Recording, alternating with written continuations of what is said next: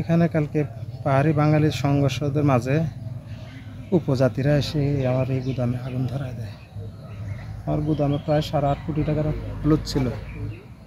আমাদেরকে জ্বালাই দিতে চাইছিল, আমরা প্রাণের ভয় আমরা নদীতে ঝাঁপ দিচ্ছি। আমি নিজেও নদীতে ঝাঁপ দিতে ওখান থেকে উঠছি, আমরা টানি তুলছি। এরা এই আর কি, এরা লোক তো এগুলো তো অনেক লোক। কয়েকজন আসে প্রথমে গাড়িটাতে আগুন দিচ্ছে, এরপর আমরা তার হাত পা চাপি দিচ্ছি। তখন এদের কিছু কর্মচারী ছিল, তারা বললো যে আমরা কর্ম করি খাই এখানে, এখানে কিছু করে না, এরা তো কোনো রাজনীতি কোনো কিছু তো সম্পৃক্ত না। কয়ে না, আমাদের গায়ে আগুন দিতে চাইছিল, আমি এখান থেকে ঝাঁপ দিয়ে ওই পিছন দিয়ে নদীতে পড়ে গেছি। আমার পার্টনারেরও মারছিল, জন্টুদারে মারে আহত করছে, ওনার ভাইরাও আহত করছে মারে।